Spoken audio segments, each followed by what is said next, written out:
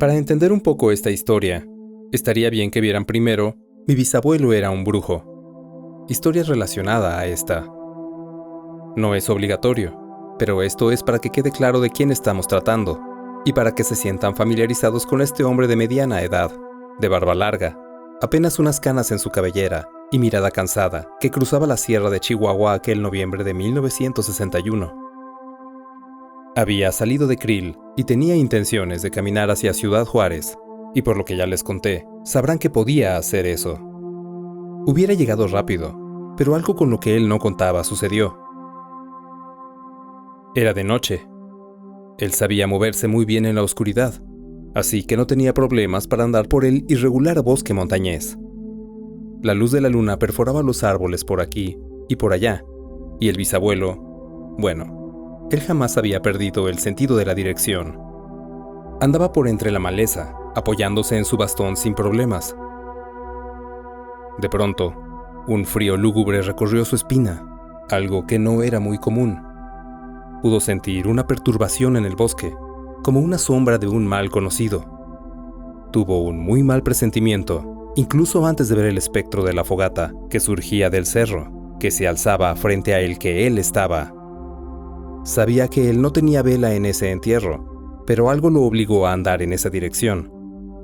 No estaba totalmente seguro, pero a medida que se acercó, lo estuvo cada vez más, y más. Muy por debajo de los ruidos del bosque, se escuchaba el llanto de un bebé.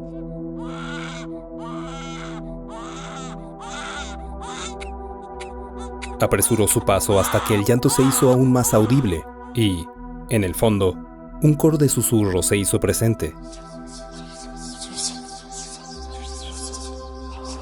Las nuevas voces llenaron el bosque y la sierra, hablando de cosas horribles y monstruosas.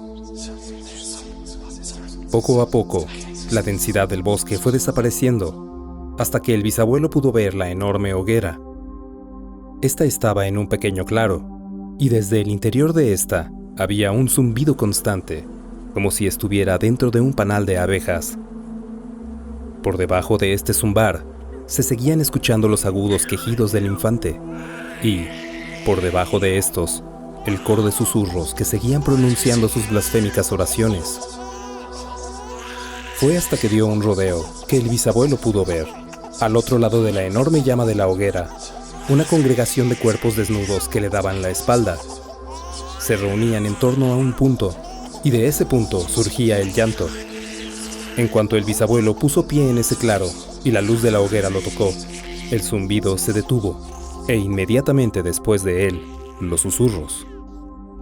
Todos los cuerpos se giraron hacia él lentamente. Todas eran mujeres, casi todas jóvenes, y casi todas de incomparable belleza. Y todas tenían una mancha de sangre en el rostro. Clavaron sus ojos en él, y él hizo lo mismo. Se acercó un poco más y pudo ver el origen de la sangre, así como también del llanto. Era una bebita, de a lo mucho 5 meses, que tenía toda la mitad inferior del cuerpo batida en sangre. Estaba en medio de todas aquellas hijas del diablo, recostada, con una piedra en forma de molcajete, en la que se acumulaba su sangre. No dejaba de gritar de dolor.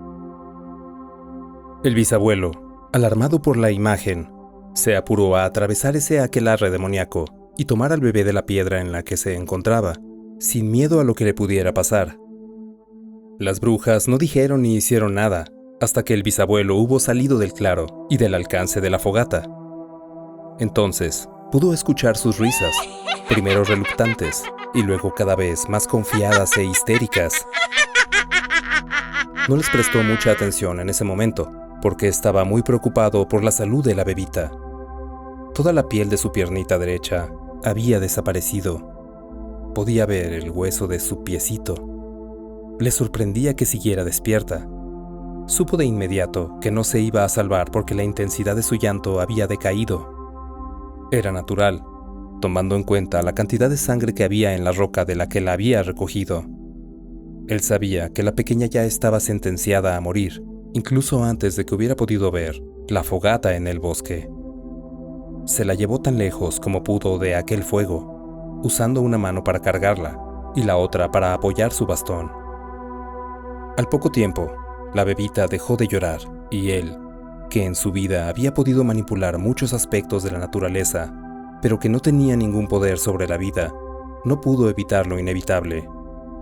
Se escuchó tratando de convencer a la bebita de que aguantara, que podrían salvarle la vida si llegaban al pueblo. No tuvo caso, porque la bebita estaba dando sus últimos suspiros. Sus ojos ya estaban cerrados, su pulso era ya casi nulo, su pancita subió y bajó sus últimas veces. El bisabuelo se apoyó contra un árbol y se sentó con la pequeñita en sus piernas.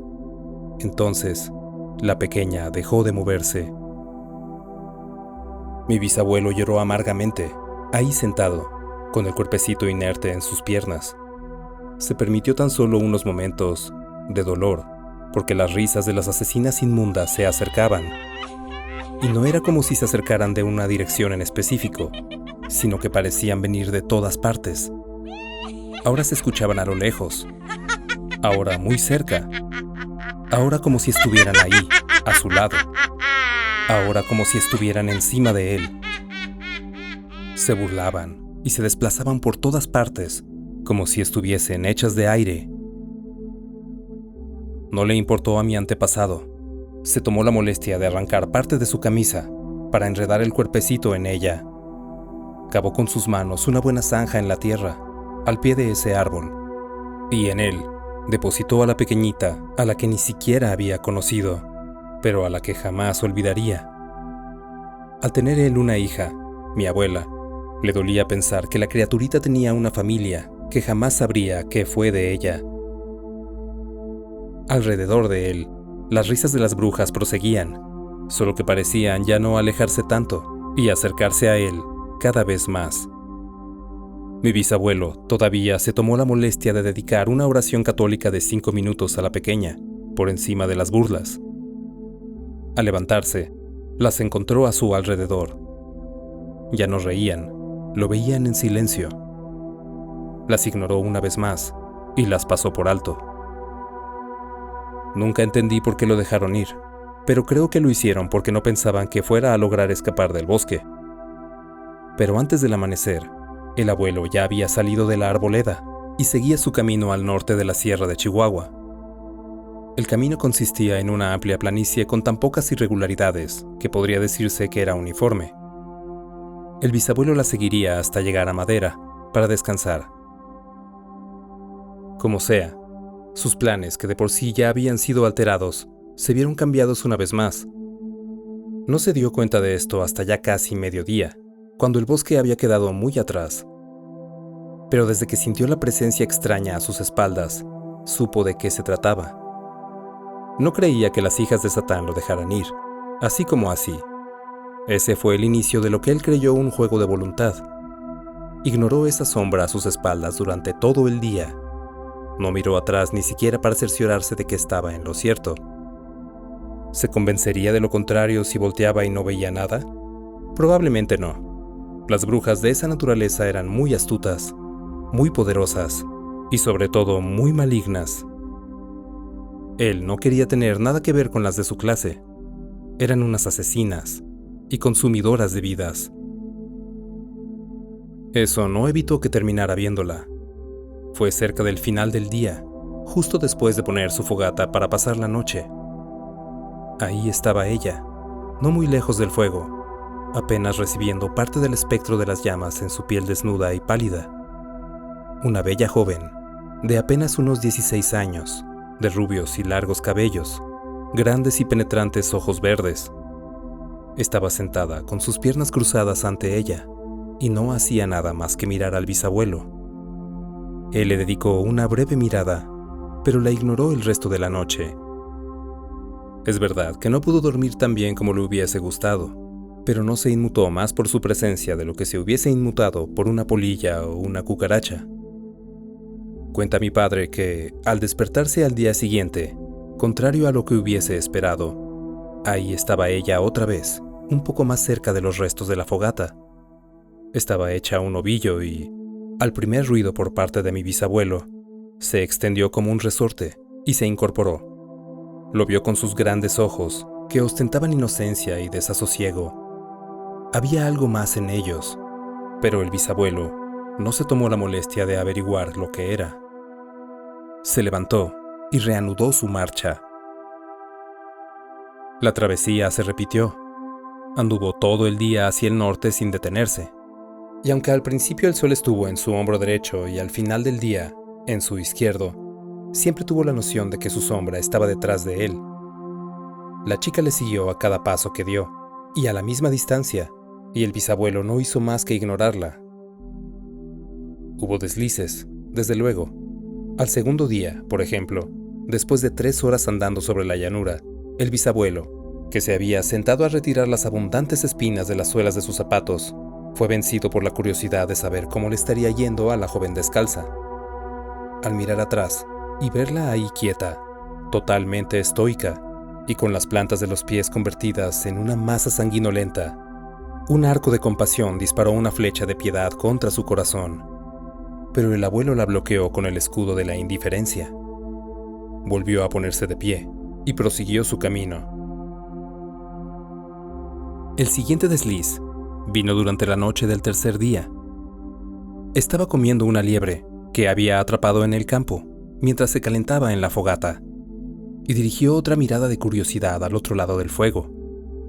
Ella tenía la vista clavada en su alimento. El bisabuelo la tenía en un concepto tan bajo que ni siquiera la veía como una humana, una muy hambrienta y resfriada humana. Comió hasta que no pudo más, y luego enterró lo que le quedaba. No compartiría las sobras con ella ni por descuido. Se acostó y se acercó un poco más a la fogata, sin considerar si ella tenía frío también. Así pasaron 3 o 4 días, hasta que llegaron a una cadena montañosa, que el abuelo pensaba bordear para ganar tiempo. Fue cuando descubrió que ella era mejor escaladora de lo que él era, pues cada que trepaba alguna saliente o libraba alguna pendiente, ella ya lo había adelantado y lo esperaba más arriba. Siempre era así. La primera vez que la alcanzó en la primera pendiente, ella tan solo lo miró. La pasó de largo y prosiguió con su ascenso. La segunda vez que se la encontró 50 metros más arriba, ella le habló por primera vez. ¿Qué es lo que quieres de mí? La siguiente vez que la encontró, otros 20 más arriba, se lo preguntó una vez más.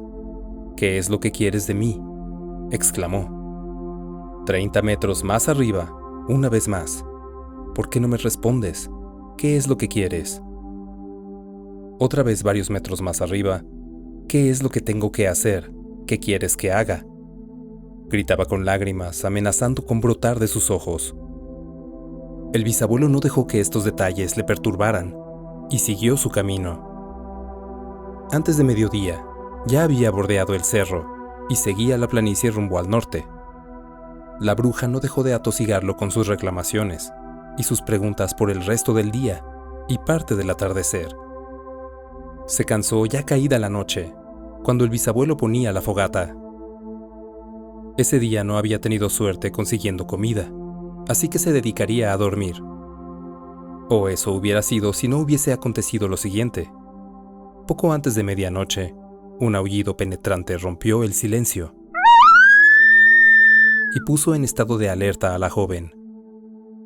El bisabuelo la vio mirando en todas direcciones de manera nerviosa, como un conejito.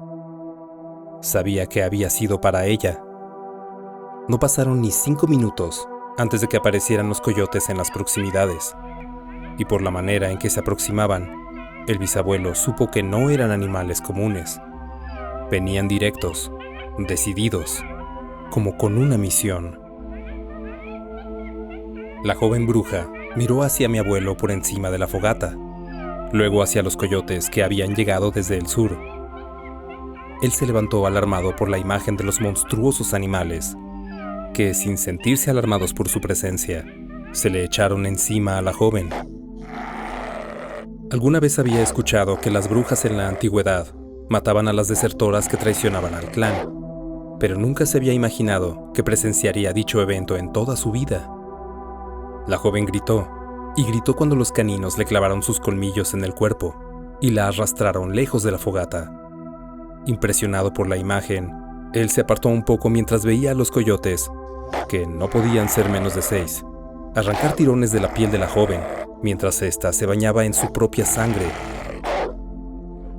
Un ruido que venía de detrás de él lo distrajo. Un coyote más, de pelaje gris y negro, estaba ahí junto a él, viéndolo con expresión hambrienta y despiadada. Tomó su bastón y se aproximó a la fogata, pero el coyote no pareció menos determinado a echársele encima. El bisabuelo ya había tratado con coyotes en el pasado, pero a él le constaba que ese no era un animal. El monstruo le mostró los colmillos y se acercó un poco más, y un poco más. Ya hemos hablado de cuán viejo era, y su estado de salud, su estado físico, y, por tanto, creo que todos se pueden hacer una imagen de aquel hombre, moreno, de piel curtida por el sol y algunas canas en su cabeza, un poco encorvado, de mediana estatura y nada impresionante. Si todos tenemos esa imagen en la cabeza, jamás podríamos imaginarnos cómo podía ser posible que las cosas le salieran siempre a la perfección. Pero así era. ¿De dónde sacaba esa precisión demoníaca? Aún es un misterio. La cosa fue que no tuvo que hacer nada más que alzar su bastón en el momento exacto en que el coyote se le echaba encima para que, sin más, este se introdujera en su hocico y, como el animal había tomado su impulso, la punta del bastón se le deslizara hasta la garganta. Al tocar el suelo una vez más, ya era demasiado tarde. Intentó retroceder para sacarse la obstrucción del cuerpo, pero el abuelo avanzó con él y le empujó aún más adentro, y más, y más.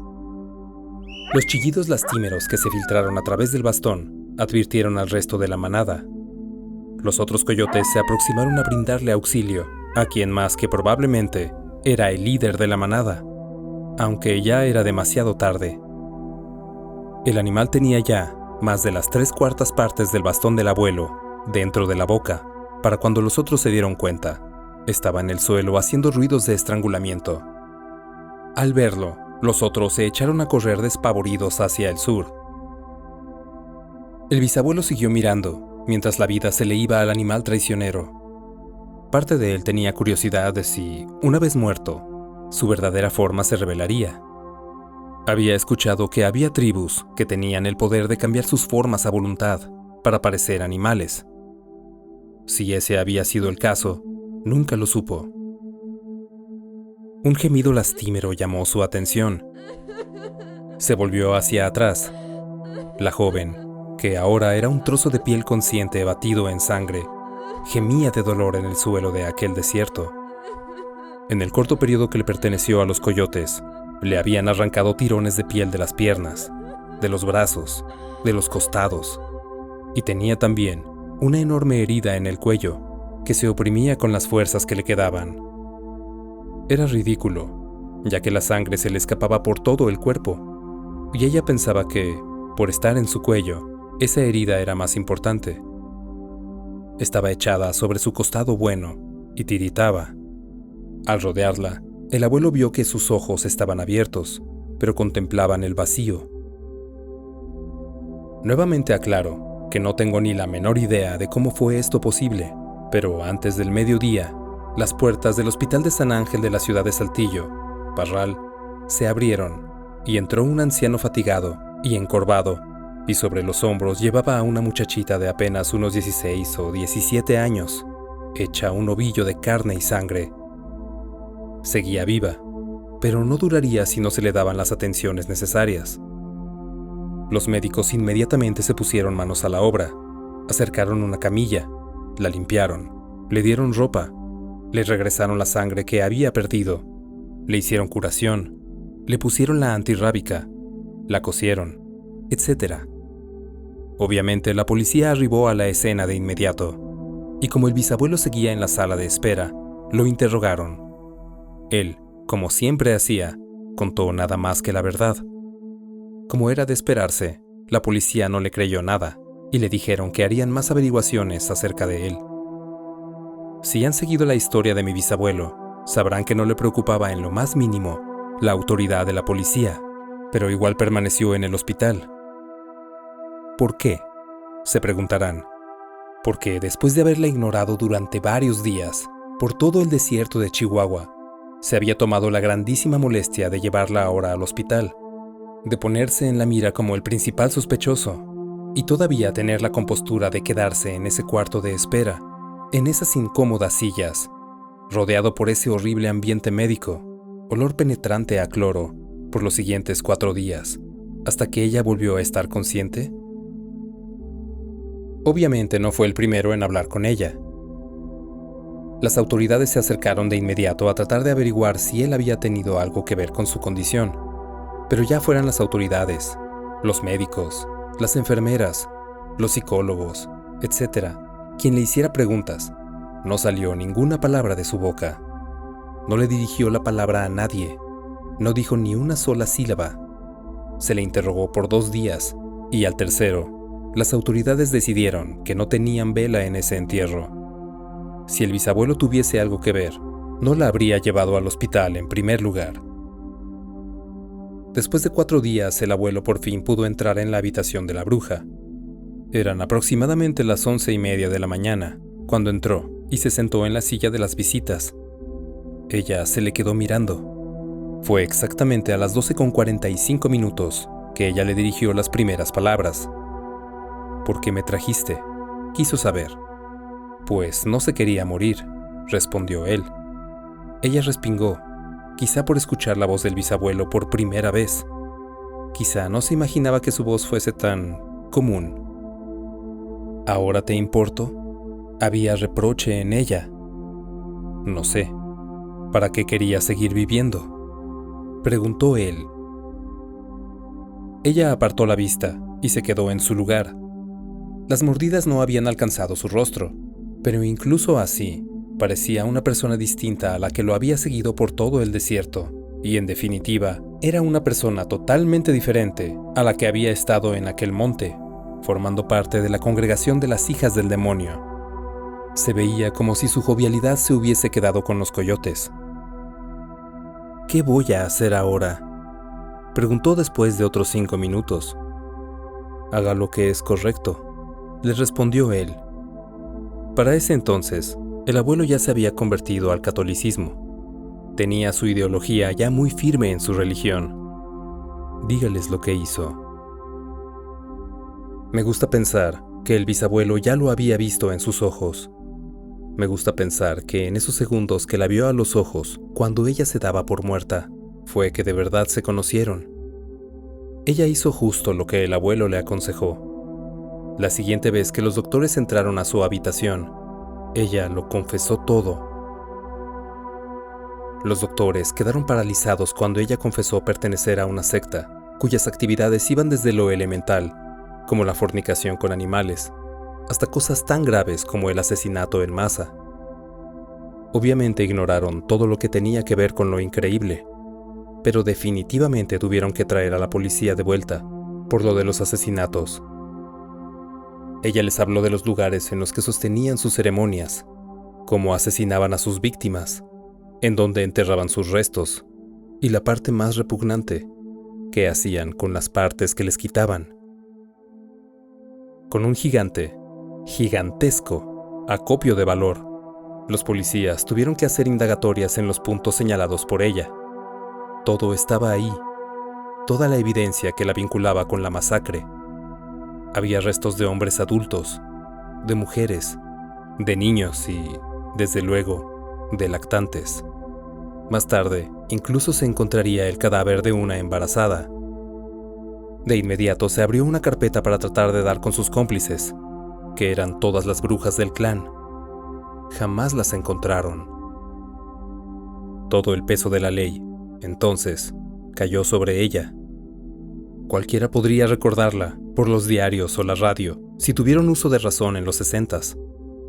Aunque recordarla es un decir, ya que se juzgó y se le sentenció como a la bruja sin nombre. Una jovencita sin nombre, sin historia, pero con más años de condena que letras en la sección de información personal en su reporte policial. La sociedad la condenó brutalmente. Las familias que tal vez, o tal vez no, se hubiesen visto afectadas por sus actos, y los de sus hermanas diabólicas, llegaron de los alrededores a unirse al coro que pedía que la quemaran como lo que era. Las autoridades no lo permitirían, pero no se les ocurría ningún argumento de por qué no. Si ni siquiera el abogado asignado estuvo convencido de querer decir nada, ya ni el viejo argumento de era joven y estúpida, porque la bruja no dijo nada para ayudarse a sí misma. El bisabuelo se quedó en la ciudad para verla irse por el resumidero, lo que era una ironía, ya que era quizá la única persona con sentimientos de simpatía por la joven. La sentencia fue inmediata, y ella fue a una prisión para mujeres de la ciudad. Ahí su estadía se resumió a constantes abusos por parte de sus compañeras de celda. Obviamente, muchas de las internas condenaban sus actos tanto o más que la sociedad afuera, y ellas la tenían al alcance para castigarla. El bisabuelo solía visitarla constantemente. Casi nunca se decía nada, tan solo iba y la sacaba de su celda para estar con ella ahí, sentado, frente a frente. Quienes no sabían, casi todos, juraban que era su padre y estaba demasiado avergonzado para dirigirle la palabra. Eventualmente, el abuelo tuvo que volver a Ciudad Juárez, pero cada que tenía oportunidad, viajaba al sur de Chihuahua a visitarla de esa manera tan singular y silenciosa. Con el tiempo, las cosas se pusieron un poco más complicadas que solo eso. Ella siempre tenía nuevos moretones cada que el abuelo la visitaba, pero circulaban los rumores que muchos de esos no se los hacían las internas. Había sido cambiada de celdas constantemente porque sus compañeras se quejaban de ruidos muy extraños durante las noches. Algunas de las internas actuaban de manera hostil en su contra por ello, otras se espantaban, otras suponían que ella hacía los ruidos. Pero si algo tenían todas en claro, era esto. Había algo muy antinatural en ella. Sin importar cómo reaccionaran a ello, a todas las ponía nerviosas. Los custodios de vez en cuando también escuchaban cosas que les ponían los pelos de punta en su celda, pero ellos estaban obligados a creer que era ella misma.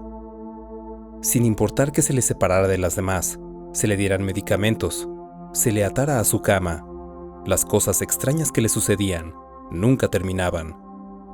Los moretones y las heridas extrañas seguían apareciendo. ¿Esto es lo que querías?, le dijo al bisabuelo en una de sus visitas en la que la encontró especialmente herida y en un estado deplorable. Sus mejillas estaban inflamadas, uno de sus ojos estaba totalmente teñido de rojo, una de sus fosas nasales parecía haber sido estirada hasta que se rompió. Tenía un diente roto, estaba llena de moretones y su olor era asqueroso. Era como si se estuviese degradando. ¿Es así como querías que terminara? ¿A esto se llega con hacer lo correcto? Mírame, soy un monstruo, le reclamó de una manera tan furiosa y levantándose de su silla. Los guardias se prepararon para saltar sobre ella en caso de que se llegase a salir de control. Hice lo que me dijiste que hiciera. Dejé a las mías por tu culpa. Renuncié a mi forma de vida. No he hecho más daño a nadie. He dejado que me traten como a una basura en este lugar desde que llegué, y he soportado. ¿Para qué he soportado tanto? ¿Cuál es tu maldito plan? ¿Tienes idea de lo que sigue o nada más lo inventas mientras se te ocurren estupideces? ¿Ese es tu plan? ¿Que muera aquí?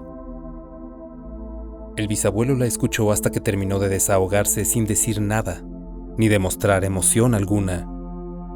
¿Qué quieres de mí?, preguntó ella otra vez. Sé que se puede ir cuando quiera. Si se quiere ir, váyase. Está aquí porque hay una fuerza mayor que la hace soportar.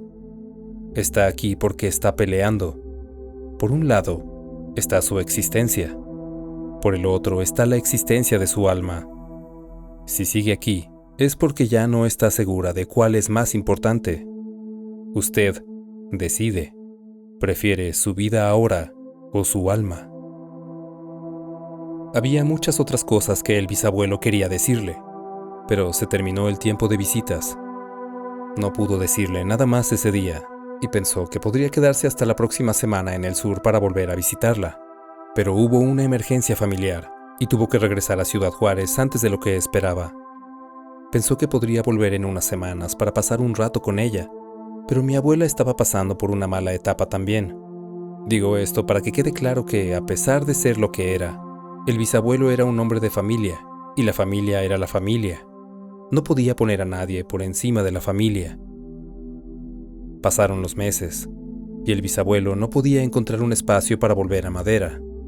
Tuvo que pasar casi un año para que la abuela estuviera lo suficientemente bien para que él se sintiera mejor dejándola por un tiempo, mientras regresaba al sur a buscar a la bruja. Hace más de 2 meses que ella ya no está aquí, le dijo la custodia al bisabuelo una vez que logró volver y acercarse a la penitenciaría. Se la llevaron al reformatorio Ayotzinapa. Este lugar era una prisión de índole religioso. El abuelo de inmediato fue a ese lugar y pidió verla, pero le explicaron que no estaba en condiciones de ver a nadie. Obviamente pensaron que era su padre. Una mujer vestida de monja lo escoltó a una de las habitaciones más alejadas del reformatorio, una habitación médica. En esta había cerca de 3 camillas y sobre ellas había 3 pacientes. En la de la orilla había una paciente que, a diferencia de las demás, estaba atada a su cama por medio de correas y cinturones de seguridad. Era una mujer mayor de cerca de 70 años, o al menos era lo que parecía. Todo su rostro estaba desbaratado de golpes. Estaba calva en varias partes de su cabeza. Su cabello estaba enmarañado y tenía un terrible olor. Tenía moretones por todo su cuerpo y una de sus piernas estaba enyesada hasta la rodilla. Respiraba a través de una mascarilla de oxígeno. La monja le puso una mano en el hombro para ver si estaba despierta y ella inmediatamente abrió los ojos. El bisabuelo inmediatamente vio que sus ojos ya no miraban en la misma dirección. Su ojo izquierdo lo miró a él y el otro seguía mirando a la pared. Al verlo sonrió y él pudo ver, incluso a través de la mascarilla de oxígeno, que le faltaban bastantes dientes. Ella se retiró la mascarilla para poder ver cara a cara al abuelo. Tenías razón, siempre la tuviste. Prefiero mi alma. El bisabuelo llorando le llenó la frente de besos, y ella también estalló en llanto, y se abrazó a él. ¿Alguna vez han escuchado el llanto de una bruja? El bisabuelo sí. Dijo que, con todo respeto, era la cosa más hermosa que jamás hubiese escuchado. Ella murió 2 días después en ese reformatorio. Se le pagó una sepultura con dinero del Estado, una muy barata. Ya fuese que hubiera muerto hace mucho tiempo, que ni supieran de su existencia, o que ya ni les importara, ella no tenía familia. Nunca había sido visitada por nadie, además del bisabuelo. Esa era la razón por qué aquel día 10 de marzo de 1967, cerca de las 4:30 de la tarde, un día nublado y lluvioso, al pie de aquella sencilla tumba en la orilla de aquel panteón municipal, tan solo se encontraba mi bisabuelo, 2 monjas, y un padre, que por cierto ya se estaban marchando, puesto que ya habían concluido el ritual del entierro, para hacer acto de presencia. Y, desde luego, estaba esa figura alta, encapuchada y de cuernos sobresaliendo de la capucha, que se refugiaba a unos 10 metros de la tumba, bajo un árbol, a quien el bisabuelo había hecho todo lo posible por ignorar desde que había llegado. Una vez se marcharon los religiosos, el bisabuelo se quedó ante la tumba, con aquella presencia haciéndole compañía desde su lugar bajo el árbol. Así se quedaron por cerca de 10 minutos, hasta que percibió con el rabillo del ojo que aquella figura comenzó a moverse hacia él. Entonces se dio la vuelta y se alejó sin nada de prisa. Pensaba en ella, en cómo la había conocido y en la persona en la que se había convertido.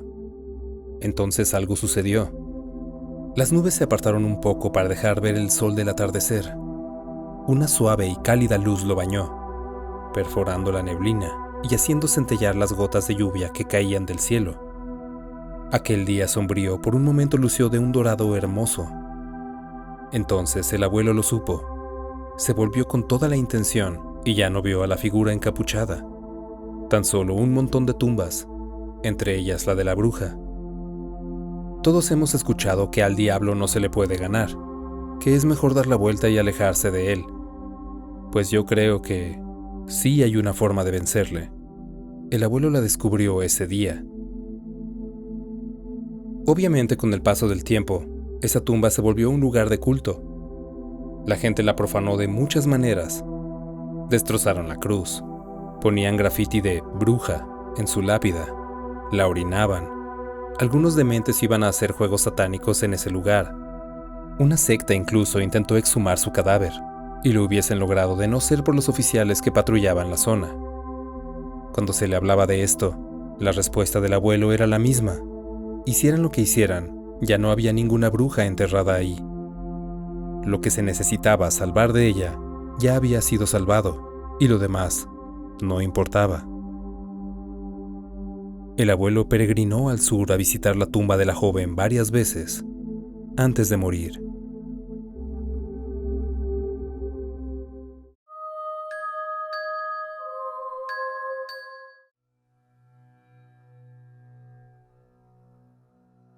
Yo no creo en las brujas, pero de que son reales, son reales. Esta es una frase que escuché decir a menudo cuando era un niño que crecía en el norte de Chile, un país largo y angosto en la parte más austral del continente americano. Una tierra mágica, con un desierto implacable en el norte, bosques oscuros e impenetrables en el sur, y enormes glaciares azules helados que llegan al extremo sur del mundo. El norte de Chile, donde crecí, es una zona desértica, donde el suelo mismo está lleno de sustancias químicas, como el peróxido que mata todo lo que intenta crecer en él. Pero estos mismos suelos estériles están llenos de riquezas en minerales, especialmente plata y cobre. Y debido a esta riqueza en recursos minerales, ha existido una industria minera en la zona desde finales del siglo XIX, incluso antes de que llegaran las grandes ciudades y los recursos necesarios para ellas. El norte de Chile está lleno de antiguas leyendas y misterios. Las personas a menudo se pierden en el desierto y nunca se encuentran, o regresan varios años después con el mismo aspecto que tenían cuando desaparecieron, aún creyendo que es el mismo día en que desaparecieron. Todavía se escuchan extrañas voces de batallas centenarias. Criaturas aterradoras vagan por las dunas. Y por supuesto, las personas que trabajan en las operaciones mineras de cobre a menudo ven seres que no son de este mundo. Pero esas son todas historias para otro momento.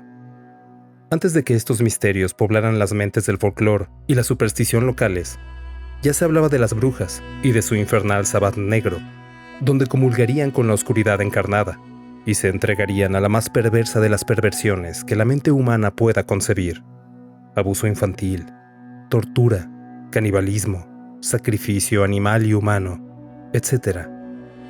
En Chile, cuando alguien habla de brujas, es un pronombre neutro, porque hay brujas y brujos, ambos igualmente abominables, ambos trabajando para sembrar la miseria por donde pasan, apartando a la gente del camino recto y hacia una vida del hedonismo y la autodestrucción, porque eso es lo que finalmente busca la oscuridad, para arrastrarte a través de las heces y destrozar tu alma mientras sonríes y pides más. Se dice que las brujas vuelan hacia un sabbat negro los viernes por la noche, durante la luna nueva cuando los cielos están oscuros, solo iluminados por el suave resplandor de las estrellas distantes en una rama de la Vía Láctea que podemos ver, que cuando se ven en las noches sin luna del desierto, parece como si la noche misma fuera un ser vivo, exponiéndonos su columna vertebral. Estas brujas no vuelan en una escoba como mucha gente piensa que hacen las brujas europeas. Oh no, estas brujas se reúnen en cuevas en lo profundo de las montañas, en barrancos y grietas donde las personas de tamaño normal tendrían dificultades para encajar, donde solo los niños pueden maniobrar o perderse para siempre. En lugar de palos de escoba, estas brujas se convierten en extraños pájaros. Algunos dicen que estas aves parecen cuervos muy grandes o buitres negros, mientras que otros afirman que estas extrañas criaturas, que los amerindios llamaron tuetue, son en cambio las cabezas de las brujas, que se separan de sus cuerpos por medios de magia oscura, con un chaleco nigromántico hecho de piel humana, la piel de alguien que los amaba, y a quien ellos amaban. Se invoca una transformación grotesca. Las orejas se convierten en grandes alas negras y sus venas y vísceras colgando como si fueran de una cabeza decapitada, se convierten en patas de ave, con garras afiladas y fuertes, con las que pueden robar a los niños cuyos padres fueron descuidados y apartaron la mirada, aunque sea por un momento.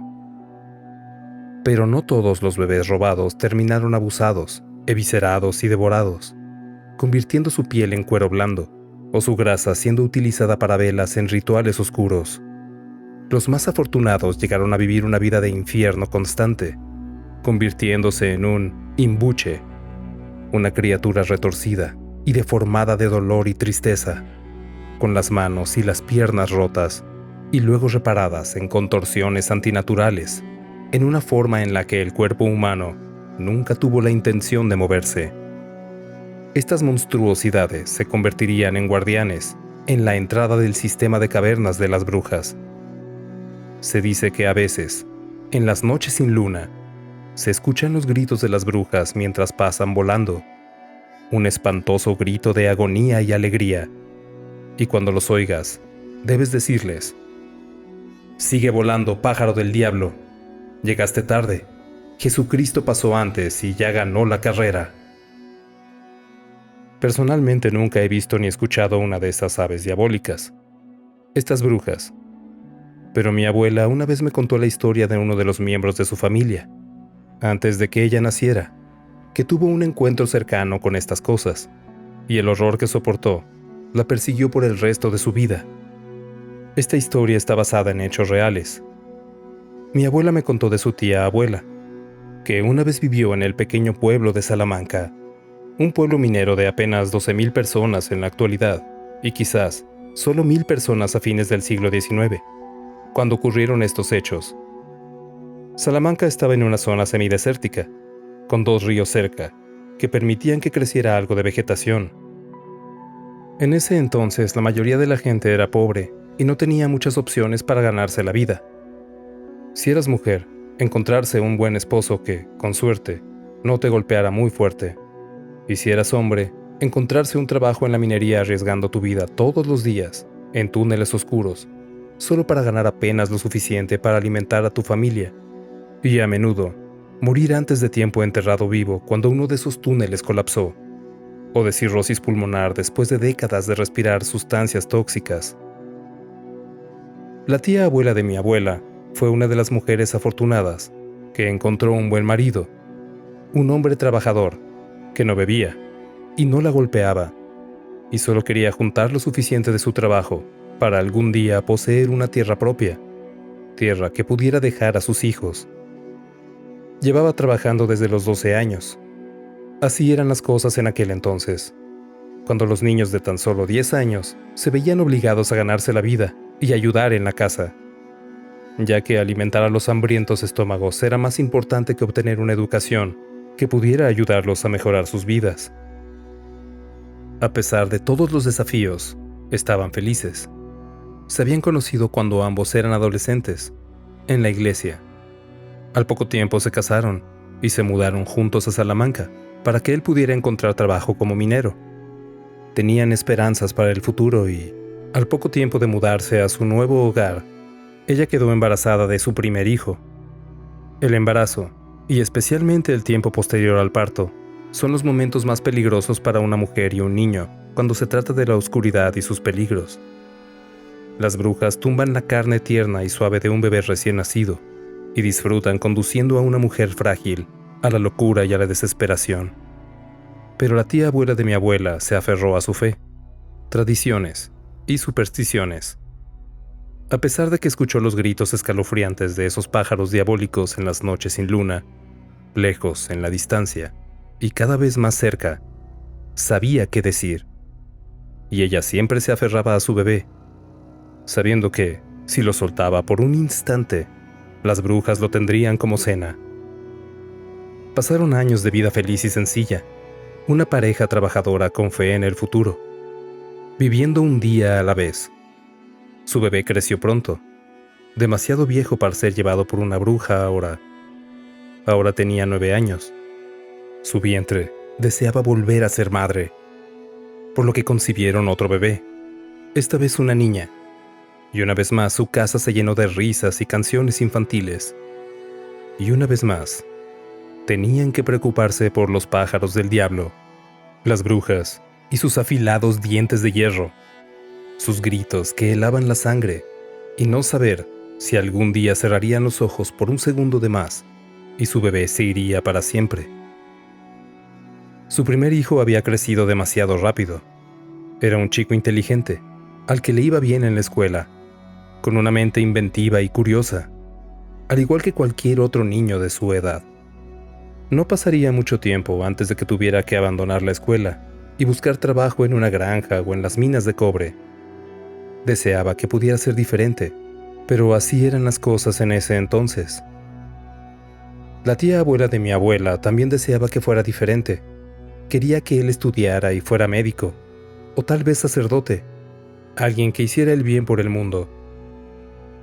Con su hermanita recién nacida en casa, el niño ya se sentía como un gran hombre. Ya no tenía tiempo para pensar en juegos infantiles, aunque extrañaba una época de existencia descuidada. Y ahora, extrañaba los abrazos y besos de su madre. Ella apartaba la mirada de él, mirando a su bebé recién nacido. Lo sintió y supo que ya no era más su pequeño bebé. Una mañana, antes de que su esposo se despertara para ir a trabajar, ella se levantó para preparar el desayuno para su familia. Se dio cuenta de que la puerta en la parte trasera de su pequeña casa de adobe estaba abierta, y su corazón se hundió hasta el estómago. Había entrado alguien en su casa. Fue a ver de nuevo a su hijita. Estaba sana y salva en su cuna. Luego fue a ver a su hijo pequeño, y su cama estaba vacía. ¿Se había escapado o fue llevado? Era una noche sin luna. Apenas unos minutos después, el niño entró por la puerta, antes del amanecer, antes de que su padre se despertara. Había caminado hasta el río que atravesaba el valle de Salamanca, lo único que permitía que creciera alguna vegetación en esta zona semidesértica del mundo. Había ido a nadar en la oscuridad total y pensar en su futuro. Regañó a su chico por ser tan descuidado, por dejar la puerta abierta así, sabiendo muy bien lo que dicen las supersticiones, y por salir solo en la noche, porque aunque las brujas lo consideraban un poco rancio para su gusto, aún había mucho peligro. Gente que no se lo pensaría dos veces antes de lastimar a un niño que deambula por las calles de noche. Pero estaba feliz de que no se hubiera escapado como sospechaba. Después de ser regañado, el niño respondió: «Mamá, no quiero ser minero. No quiero trabajar en una granja. Quiero una vida mejor». Diciendo estas palabras con voz tranquila y gentil, apenas por encima de un susurro. Su mamá entendió cómo se sentía. Lo abrazó y trató de consolarlo. «¿Qué te gustaría hacer en su lugar?», ella le preguntó, sabiendo que sus opciones eran extremadamente limitadas. «No sé. Quiero estudiar, tal vez viajar y conocer el mundo. Quiero una oportunidad para una vida mejor. Seguro que se me ocurre algo mejor que quedarme aquí». Por un momento, se abrazaron en silencio. «Cualquiera que elijas, te apoyaré», dijo ella, tratando de mostrar empatía, sabiendo muy bien cuáles eran sus únicas opciones reales, esperando que volviera en sí. Pasaron los días, y con ellos también las fases de la luna.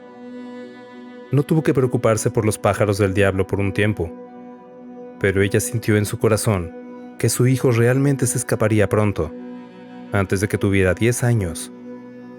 Ella le contó a su esposo sus preocupaciones, y juntos decidieron que era hora de que él le hiciera entrar en razón a su hijo, le mostrara el valor del trabajo duro, porque tarde o temprano, a los 10 o 16 años, tendría que aprenderlo.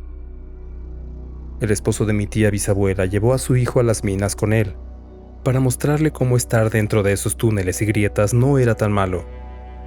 «Tienes razón, la vida en estos túneles no es tan mala», dijo el niño mientras sonreía tímidamente, tal vez aceptando su destino.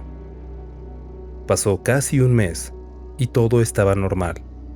La familia estaría junta para cenar, ir a la iglesia juntos, vivir una vida normal. Pero pronto volverían las noches sin luna. Era la primera noche de luna nueva, y todos se acostaron temprano, dejando las velas encendidas hasta que se durmieran, como si el suave resplandor dorado de una sola vela que iluminaba una habitación fría pudiera contener la vasta oscuridad de la noche sin luna afuera. De repente, gritos espantosos que sonaban como los gritos estridentes de un bebé o las súplicas desesperadas de un moribundo los despertaron. Las velas se habían apagado y un aire frío y brumoso flotaba en la casa. Los gritos se acercaban más, y luego, golpes repentinos y fuertes cayeron sobre el techo, rompiendo las tejas con fuertes crujidos. Múltiples, petrificantes y horribles gritos provenían del techo. Se levantó de la cama, despertando a su esposo, ambos temblando de miedo. La cuna con su hijita estaba al lado de ellos, y la niñita también se despertó, llorando fuerte, tan fuerte como esas cosas afuera. Intentó encender su vela, pero no se encendía. Lo intentó de nuevo, pero era como si ese frío brumoso que flotaba a su alrededor impidiera que se encendiera cualquier fuego, cualquier luz. De repente, los gritos venían del interior de la casa, sonidos estridentes y abrumadores, solo comparables a una pesadilla. Levantó a su bebé, y su esposo pasó frente a ella, tomando un martillo que tenía cerca, pensando ingenuamente que esto podría servir como defensa en caso de que esas cosas se acercaran demasiado. Se dirigieron hacia la habitación de su hijo, caminando en la oscuridad, tropezando con los pequeños muebles que tenían, dirigiéndose hacia su hijo para estar todos juntos. Llegaron a la habitación del niño, y él yacía despierto en la cama.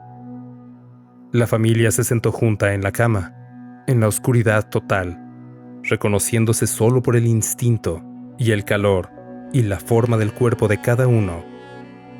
Los pájaros seguían chillando, ahora caminando dentro de la casa, acercándose cada vez más a ellos. En la oscuridad total, la familia se dio cuenta de que estaban bajo asedio. La habitación pronto se llenó de esos pájaros del diablo que venían a llevarse a la pequeña.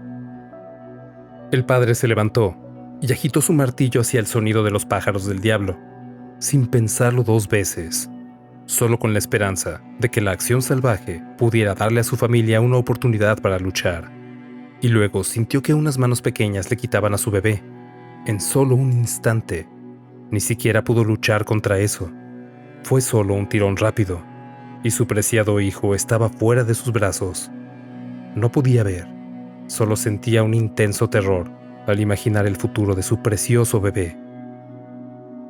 Desde afuera de la casa, los padres escucharon un grito. Esta vez, no uno de los pájaros del diablo, sino uno igualmente horrible.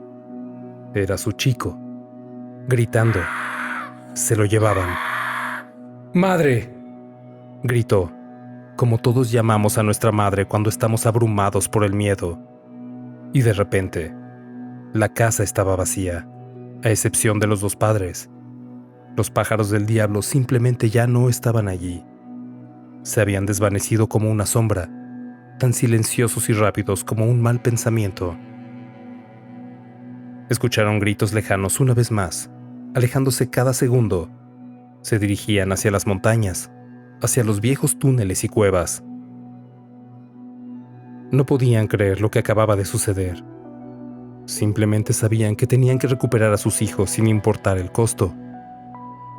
Los padres corrieron lo más rápido que pudieron hacia las montañas, donde estaban las minas, y donde la superstición decía que también estaban las cuevas de las brujas. Llegaron al pie de la montaña, a la entrada de los túneles, y en la oscuridad entraron, tomados de la mano, esperando que su amor los protegiera. Caminaron más y más profundo en el túnel, solo siguiendo los sonidos distantes del llanto de los niños. Finalmente, llegaron a una cámara que el trabajador minero no sabía que existía en esos túneles. Había antorchas encendidas en un círculo y un hombre alto vestido con una túnica negra de espaldas a ellos. Vieron que el hombre tenía a su hijo pequeño por el cuello, pero no había señales de su bebé. «Déjalo, maldito, o te juro por Dios que te destripo», dijo el marido, siempre un hombre duro. Dio pasos hacia el hombre de la túnica negra, pero no importa cuánto caminó hacia adelante, no se movió en absoluto. Mi tía bisabuela quedó paralizada por el miedo, todavía de pie en el umbral de la cámara, observando esta terrible escena. Luego, el hombre de la túnica negra se dio la vuelta para mirarlos. Su rostro estaba oscurecido por la larga túnica que le cubría los ojos, pero pudieron ver que era un anciano, con manos largas y huesudas, y piel muy blanca. «Hagamos un trato», dijo el hombre de la túnica negra. «Dejaré ir a tu hijo a cambio de ti», dijo. El hombre duro, padre trabajador y esposo, no lo pensó dos veces. Él asintió y se acercó al hombre de la túnica negra, esta vez siendo capaz de acercarse. «Estoy aquí. Suelta a mi hijo ahora», dijo el padre. «Acércate», dijo el anciano de túnica negra. El padre le obedeció, ahora cara a cara con el hombre de la túnica negra.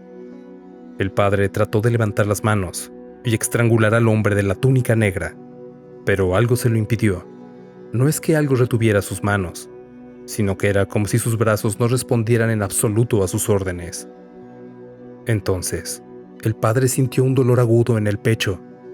Una daga ritual lo estaba cortando hasta que su punta llegó a su columna vertebral. El hombre de la túnica negra retorció la daga causándole al padre un dolor insoportable. En ese momento de agonía, el padre notó el ángulo bajo de la herida de arma blanca y cerró los ojos y los volvió a abrir, teniendo una revelación más horrenda que la muerte segura que le esperaba. No había ningún anciano con túnica negra. El que lo había apuñalado era su hijo.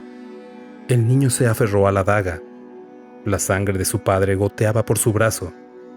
La madre, todavía paralizada en el umbral de la cámara, gritó y gritó hasta dejar la garganta en carne viva. «¿Por qué? ¿Por qué? ¿Por qué?», preguntó el padre, mientras sentía que la vida se le escapaba. «Quiero volar», dijo el niño, abriendo la boca y revelando afilados dientes de hierro, sonriendo ampliamente de una manera poco natural. Tantos dientes, tan afilados, tan grandes, que no cabrían en su boca. El niño miró a su madre de pie en la parte de atrás y dijo: «Mami, descubrí lo que quiero hacer con mi vida». Su madre lo miró con terror en los ojos, mientras él se untaba la sangre de su padre, lavando finalmente su bautismo, que primero había lavado en el río por la noche, en una noche sin luna. El niño empezó a vomitar, no comida, sino sus propias entrañas. Las tripas salían por la boca, la carne alrededor de su cuello se desprendió como carne desgarrada. Sus orejas crecieron y se convirtieron en grandes alas negras. Su cabeza se convirtió en un pájaro monstruoso y su cuerpo cayó al suelo, desapareciendo antes de tocarlo. La madre se dio vuelta y corrió hacia la noche, siempre llorando y sin poder contener sus gritos de angustia. Su hijo ya no era su niño y su pequeña niña fue arrancada de sus brazos. Encontró la salida del túnel y huyó de regreso a la ciudad, pidiendo ayuda a gritos. Al día siguiente, la gente del pueblo fue a buscar a la niña desaparecida, pero después de días de búsqueda, nunca la encontraron. Pero encontraron el cadáver desollado del marido de mi tía bisabuela. Mucha gente creyó su historia, que las brujas se llevaron a sus hijos y mataron a su esposo. mientras que otros pensaron que estaba loca y que debió haber matado a su esposo y ahogado a sus hijos. Nunca les contó lo que realmente había visto y lo que realmente había sido de su hijo. Eventualmente dejó el pueblo y se mudó a la ciudad capital de Santiago de Chile. Después de años de soledad, siendo todavía una mujer atractiva, rehizo su vida y encontró una medida de felicidad, con un nuevo esposo, un viudo amable y rico, con hijos de su matrimonio anterior. Pero, aún así, mi abuela me dijo que su tía abuela soñaba con lo que había sucedido a menudo, por el resto de su vida. Y en las noches sin luna, cuando esas malvadas brujas, pájaros del diablo, se escuchaban gritar a lo lejos, ella las escuchaba, y claramente podía escuchar una palabra en sus gritos.